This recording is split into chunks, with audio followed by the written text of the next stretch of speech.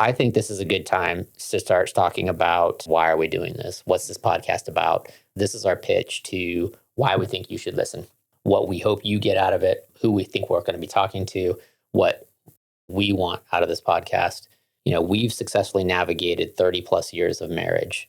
And it's fun to say 30 plus because we were like leading up to 30 and now it's 30 plus years of marriage. And now we're watching our adult children, their circle of friends navigate relationships. That's putting a whole new lens on a lot of these things. We've already mentioned that you're a counselor. You have a wide range. You see a wide range of marriages. You've seen very successful ones. You've seen a lot of unsuccessful ones. That's a little bit the nature of your work is people who are going through relationship adjustments, that sort of stuff. And we'll get into this, and you alluded to it. You've seen some commonalities and things, and not just that you've brought into our relationship and how we've navigated, but I'm the beneficiary often of you saying, wow, we do this really well. Thanks. Because you see the opposite of that. So we'll talk about a lot of those things. I think the perception of marriage is that it's an old fashioned, sort of antiquated, outdated thing. I think if you go on to any social media platform these days, it takes you about, zero time to find somebody bashing on marriage, especially if you're a young man. I think it's very easy to say marriage is terrible for men. There's financial reasons, there's emotional reasons, there's all sorts of reasons. I think in your work experience, it's super easy to find tons of examples of where it's really bad for women too. But through our podcast and sharing our stories and discussions that come out of there, we hope to speak to those people who are considering long-term relationships, maybe those who are in the middle of their own journeys and having good times or bad times in discovery. They want an ally to go with them. They want some thoughts to maybe put to practice in theirs. But the core message that we want to show is that when done right, marriage is a force multiplier. You are better as a couple when you execute things well. You can really build some powerhouse sort of things in your life. That's been our experience, continues to be our experience. So that's sort of the groundwork of, hey, what are we trying to accomplish here? I hit a lot of the things we talked about, but I know there's some specific reasons you're doing this and goals. Why are you doing this and what do you want out of the podcast? Well, definitely what you were, everything that you just said. One of the things is, I see people that stay in relationships a really long time, and I've heard them say, there's nothing better out there. This is how all relationships are. And we are by far not perfect. Nobody is. But I think we do a lot of things right.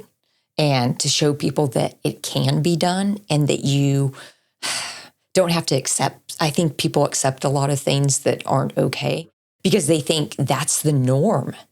And I don't want people to think that's the norm because it's not true. Yeah. Or maybe it is more normal than I think. However, it doesn't have to be like that. Yeah, I'm pretty fortunate that I've got primarily my work cohort, I got a bunch of dudes who've been married a long time. But there's a lot of people who don't know anybody who's been married successfully more than a couple of years. And I've got another buddy that he will come up in conversations that I've spent a lot of time sitting and talking with. And he's a younger guy. He's in his mid-30s. And he's run the gamut in relationships and dating and all that sort of stuff. And he has been in a couple of really serious relationships, but he is super gun shy about marriage and what it can do. And have had some good conversations. And he's actually one of the people who sort of said, hey, you guys should share some of this wisdom. He said, because we don't hear the voice of winning. And, not to put too fine of a button on it, but when you win at marriage, you usually don't talk about it because you're winning. Why would you spend time talking about it? And I'm fortunate that I know lots of dudes who are winning in marriage. They're doing great and it's been really good. So we thought a good thing to do would be to share some wins. This is what a winning marriage can look like. And all right, don't be offended by winning, but whatever term you want to put on it. But I don't know, we won, so we're good. Yeah, exactly. So who do you think you're talking to in this podcast?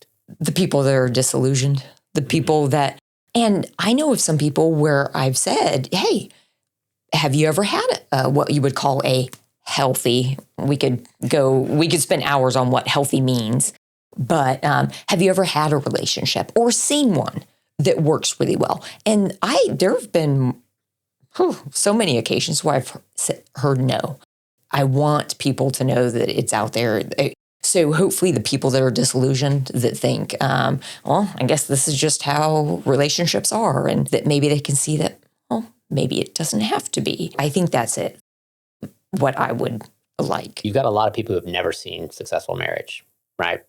If you haven't seen it, do you know it exists and can you do it? So I think that's part of our goal is to like show you what a successful marriage, not what all successful marriages look like, but what a successful marriage looks like, just to give you maybe some aspirational of like, hey, this can actually help and here's why. But we want to give you a little guidance along the way of things that help sort of you build your own roadmap to that. And we're not going to be self-help. But we're going to give you some takeaways of like, hey, here's something you should do, something we've done that works. So I think that's good. From my perspective, the audience that I want to hear this message as we go in is young men. I think the last 5 years have been really, really hard on young men. And I think a lot of it is going to leave lasting impact. And I think one of those areas is relationships with young men, and a sense of what's expected from them has really changed. And one could argue some of those have changed for the better. I would argue that a lot of them have changed for the worse. And that I a little bit feel for our daughters as they have been in the dating pool. They've had some experiences that I've like, okay. But then in also talking with, my buddy who's in his 30s and some others, like it's hard. It's very easy to turn on your socials and go, why the heck would I ever get married? You don't get the voice of why would you get married. So I want to just give you the voice of why you get married. You might choose not to, but I think talking to young men is probably something for mine. So that's kind of an audience that's like front. And then it would be remiss of me to say that I'm not talking to young women too, because I have two, daughters that I've given probably more counseling to than they care to acknowledge. No, I joke. They've been super receptive, and I think you and I have invested a tremendous amount of time in building a rapport with them so that we can speak into their lives. Mm-hmm. Your kids get to an age where you can't tell them stuff; they got to want to hear you, and some get there really early. But I think we've done a good job of, they want our guidance and stuff. So I definitely speak to young women in my life about what they want. I think another thing we want to do is explore some of the misconceptions about what a healthy marriage looks like. I think there's a lot of, urban legend, urban myth. This is what it's got to be. There's a lot of like, you alluded to this earlier, all men are, or all women are, or all marriages are. So we're going to talk a lot of those. I've got some huge pet peeves in there. I know you do. So we'll dig into that. There'll be some funny and probably not politically correct moments that come along, some of that stuff, because that's the nature of it. And then we haven't mentioned this yet, but one of the big things we want to talk about, a theme that will be weaved through here, is sort of dispelling the myth that marriage is only for religious people. And we'll definitely talk into this and dig into this a little bit more. But I think there's a very easy case to be made if you're part of a church. It's a little harder of a case to be made when you're not religious. And so we'll talk about that marriage is not just for, those who are religious.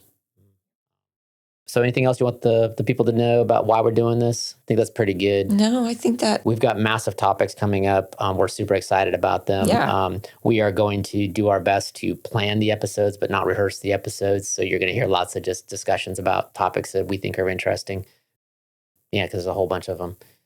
Definitely.